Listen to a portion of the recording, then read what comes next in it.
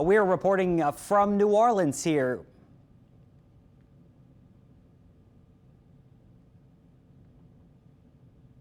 Oh.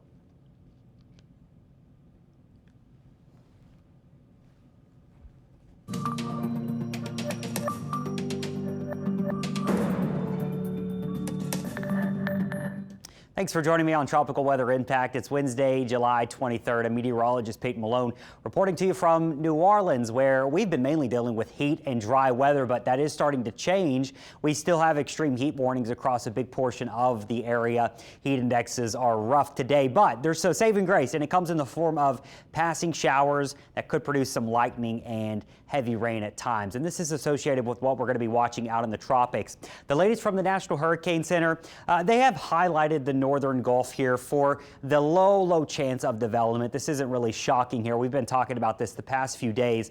And overall, as of Wednesday morning, we don't have any organization to anything at this point. You've got an upper level low spinning here over South Florida. You've got this surface feature, kind of what's left over of an old trough of low pressure from a front that's going to be drifting across the northern Gulf. And that's where we could see some consolidation into a low pressure here by the end of this week. And so I put a timeline on here on how this feature will be traveling across the northern Gulf to give you an idea on its timing over the warm waters. So today and into tomorrow, it's sitting mainly south of Louisiana, Mississippi, Alabama, likely unorganized. If it is going to organize, it would probably be later Friday before it gets to Texas.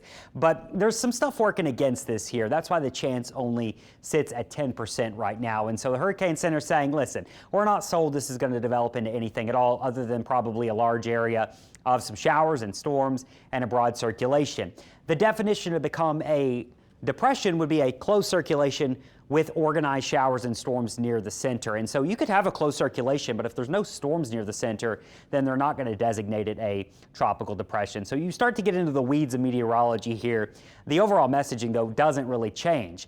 This isn't going to be a major impactful storm to Louisiana or Mississippi, probably not Texas either. They will have some rain from this, but not expecting a major hurricane from this and its current setup here. But it's worth monitoring. I mean, we're talking about the Gulf, disturbed weather, late July.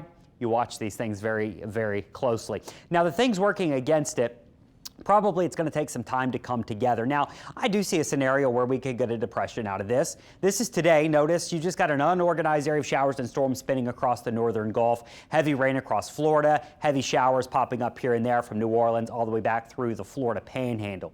Fast forward, put it in motion. Notice tonight things kind of wind down, and so that tells you that it's not organized. Let's fast forward into Thursday. Notice still passing showers, but you start to see the resemblance of a low pressure here south of Louisiana and further south than what we were dealing with last week. So this will be another thing is, does this area of disturbed weather stay too close to land, or does it actually stay out in the Gulf here, what it didn't do last week, and that would give it a better shot of trying to organize some. So I think tomorrow will be a really, I won't say important day, but important to the evolution of this, and does it actually become a depression or even a weak named storm? We will see how much it can actually organize Thursday and where it's trying to do it. Put this in motion as we head into Friday. You can see there you have your broad low pressure. Again, if there are showers and storms around a closed low pressure, then there you have it. You have a depression, whereas if it's still unorganized, then you just have a broad low. Still, we're just dealing with passing showers here in Louisiana and Mississippi, so not a major problem, just some rain here and there between Thursday, Friday, and even into Saturday. Now, if there is a low pressure here or a depression, it's probably going to move into the Texas coast as we head into Friday night or Saturday, and then the development chances would end by Saturday as this feature would have moved inland. So that's the evolution of this thing as it travels across the northern Gulf. Over about the next 3 days, we'll see if it can try to organize at all, and that's all it has, 3 days to organize, and that is enough. I mean, 3 days is enough to at least get a depression out of this thing. So what's working against it? Well, it's not the water temperatures. We know this. I always talk about this every single year. There's never a problem with water temperatures in the Gulf in the heart of hurricane season. Just isn't going to happen. I mean, you have upper 80s and low 90s. So there's got to be some other limiting factors here. And you can discover those when you look at the upper air winds, and we're talking about wind shear in this case. So what's going to happen here is right now there's a ridge of high pressure. It's centered over Louisiana and the deep south. That's what's pushing this feature off to the west. These, what you see here, the wind barbs, are in the upper levels. We're talking 30,000, 40,000 feet up in the atmosphere. And so as we get to Thursday here, you can see there's this fetch of wind shear coming into the northern and central Gulf here that are out of the northeast. So the system itself is traveling to the west. Those are what the low-level winds are doing, that low-level ridge that's steering it to the west towards Texas. Now, if you go further up in the atmosphere, you don't have that wind heading west. You have a northeast wind out of the northeast pushing southwest. And so you get directional shear here, and that's a factor that could keep this from organizing. And so I think that's why models are not really excited right now. We will have some wind shear across the northern Gulf. Now, every now and then you can get a little sweet spot in here where showers and storms are persistent enough. You do get an area of low pressure, and you get a little bit of a core that can protect itself from these upper level winds. So that would be the way that you get an actual storm or depression or a weak tropical storm, is if we can actually get that center of circulation and a core developing, then it can sometimes protect itself from this shear. But can it ever do that? It may run out of time before it ever does. Either way, that shear is going to be with this thing, those winds coming out of the northeast here, all the way through Friday as that system begins to move inland. So there will be a little opportunity, that 10% chance the National Hurricane Center is watching, but I think that's one of the limiting factors right now. It could be the healthy amount of wind shear pushing on those showers and storms, trying to push those showers and storms away from the broad low pressure. And if you're pushing showers and storms away from the low pressure, then it can never deepen or it can never organize. So that's the limiting factor here with this system the way it stands. Again, at the lower levels, your ridge is pushing this thing west, but in the upper levels, your winds are coming in from a different direction. So that's why this feature is being pushed off to the west. Whenever it's weak and unorganized, it's going to be predominantly controlled by those low-level winds, the motion of it. And so that would push this thing due west towards Texas here. And so if I'm in Texas right now, if I'm anywhere from, let's say, Corpus Christi to Houston, I am monitoring this. I'm keeping an eye on it every single day. Make sure you're tuning in here watching for updates. And if I'm in Louisiana and Mississippi, I'm not stressed about this at all. We're just going to see some passing showers, but watching it probably a tad little closer there for portions of the Texas coast. You may have a depression or a rainmaker at the end of the day. Again, not either the GFS or the European model, our two big global models, are very excited about it. I think they're identifying that wind shear, and that's why you see this thing remaining somewhat stretched out. That wind shear keeps things elongated and hard for low-level circulation to actually form here. So that's why models are struggling. Now, with that being said, models are just that. Models are not the forecast.